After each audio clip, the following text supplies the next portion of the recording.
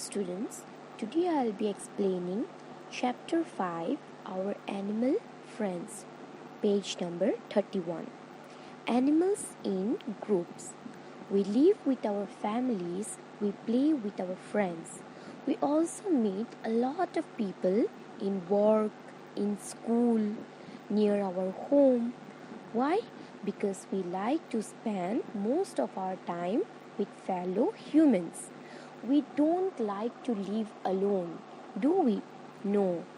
When we live alone, we feel what? Very lonely. We feel very sad.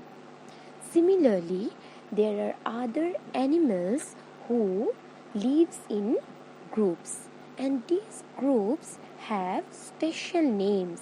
Special names are given to these groups like insects such as ants, bees, termites. These are named as colonies. Fish of one kind stay together in groups called shoals. Cattle, sheep, goats, elephants, giraffes, and horses, they are called herds. Lions, they live together in groups called prides. Dolphins in large groups called schools. Flying insects such as locusts and bees move around in large groups called swarms. So you can see all these different types of animals, they what do? They live in groups. Now, why do they live in groups? Why they cannot live alone? Because there are many advantages in living in groups. So moving on to our next page, 32. Group leader. So why do we need a group leader in a team? Every team has a group leader, or you can say captain. You can see in football team, cricket team, also in your class, there is always a captain chosen. So what work he or she does? Now the group leader, it takes the responsibility of the group. It takes a decision that is necessary for the group. It gives commands to the members. The group leader, they also take care of each and every member of the group and protects the group from enemies. So this is the work of a group leader. Now, in a herd of elephants, you can see in a herd of elephants, the leader protects the group and warns the other members of danger. An elephant herd has only female elephants and baby elephants. The older male elephants live alone, and the oldest female is the leader of the herd. When the male elephant it gets older, what they do, they leave the group. After 14 to 15 years old, they leave the group and they move around alone. So, group leaders are very, very necessary in a group. So now, why do animals move in group? Animals stay in groups due to various reasons. By living together in large number or in groups, they guard their territories. They protect their territories of food. They also protect themselves from being attacked by other animals which feed on them. Living together ensures protection of eggs and newborn babies from possible dangers. Living in groups also help the animals to hunt for food. So you can see there are many advantages when animals live in group. In colder regions, what happens? The penguins, they live together, or you can say polar bear. They live together so that they can keep themselves warm. Okay, now you see how do animals behave. Animals are categorized in two groups. The first group is tamed animals, T-A-M-E-D, tamed animals. So these animals are not dangerous or frightened of people. They are very friendly. You can see around yourself dogs, cats, the animals that we use in farms like cattle, sheep, cow. Yes or not? These animals are friendly, you can say. And on the other hand, wild animals, they are dangerous for us. They are very fierce, very frightening. They can harm us. These wild animals, they live in jungles, forests, or in nature, and they hunt their own food. And there are some animals which are very shy, or you can say frightened, like tortoise and snails go into their shells if we try to touch them. Hedgehogs and porcupines roll themselves into prickly balls. Okay, wild animals like tigers, deer, and bears are also extremely shy by nature. See, tortoise and snails, why do they go inside their shells? Because they want to protect themselves. That is why they immediately go inside their shells. Okay. Animals help each other. As we can see in our surrounding, all the animals are interdependent on each other for their food and for their shelter. So you all can see page 33. Have you ever seen birds riding on the backs of cows, buffaloes, deer, or elephants? Yes, most of you have seen. Yes or no? You have seen birds that sit on the back of the cows. What are these? They are called egrets. They sit on the backs of these animals and eat insects that stick to them.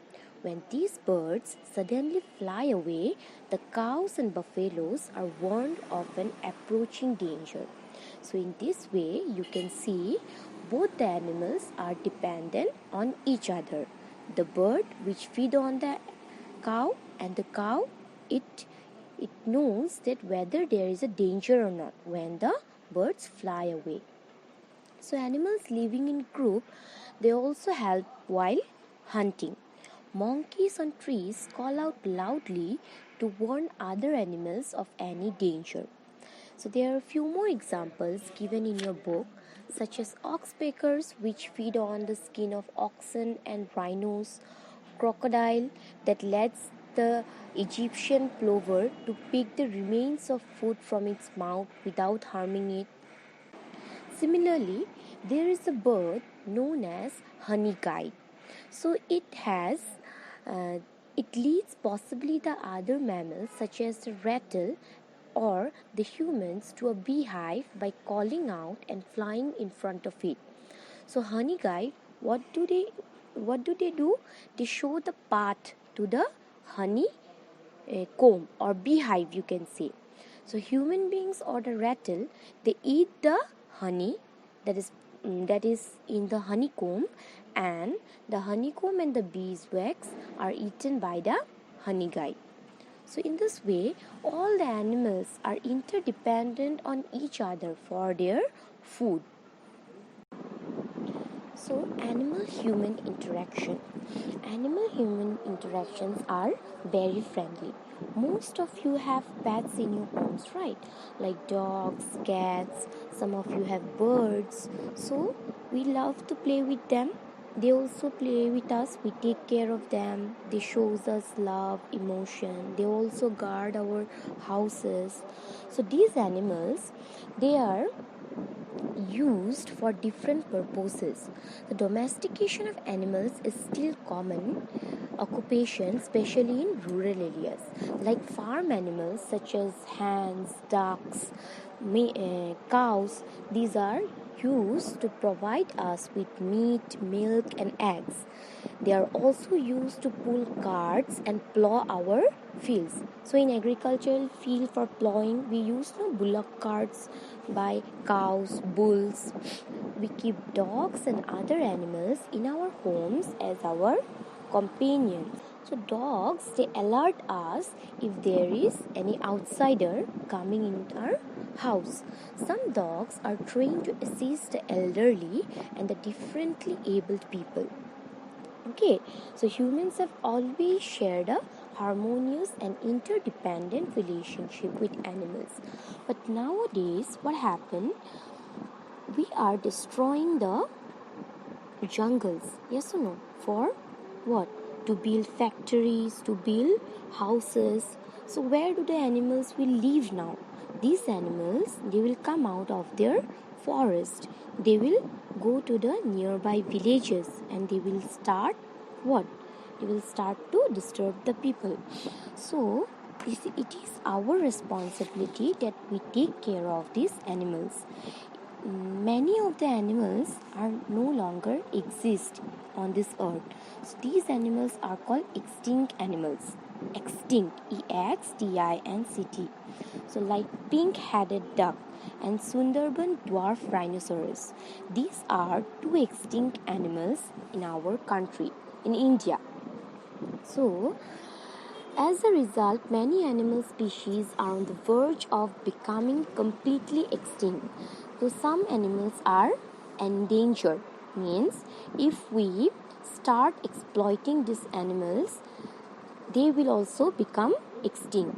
Because these animals are very less in numbers, such as Asiatic lion, snow leopard, one-horned rhino, Nilgiri tahr, red panda. So these animals are endangered animals. Means if we destroy the jungles, if we kill or hunt these animals for their skin, for their horns, they will no longer exist on this earth. So we do not realize that by destroying jungles, we are harming ourselves.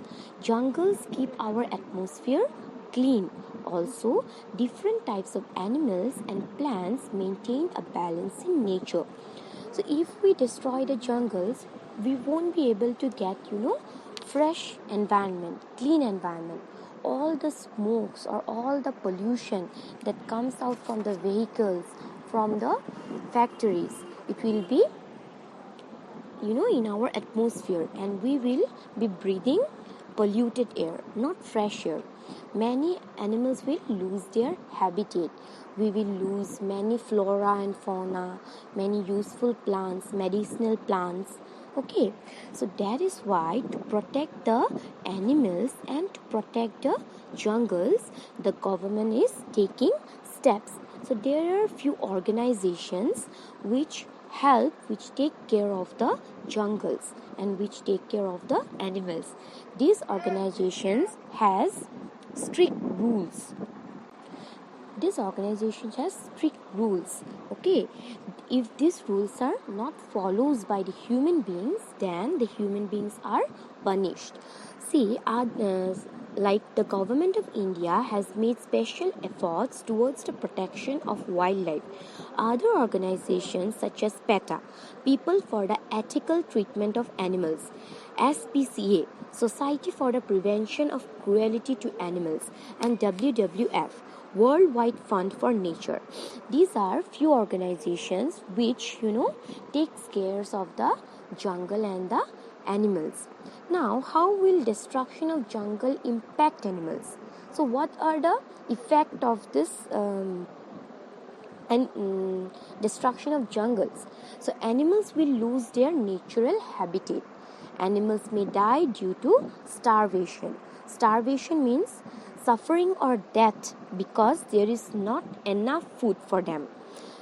Also, the destruction of their habitat can make them vulnerable to extinction. So that is why it is our responsibility that we should take care of the animals and also the jungles. We should not let people harm the animals. Okay.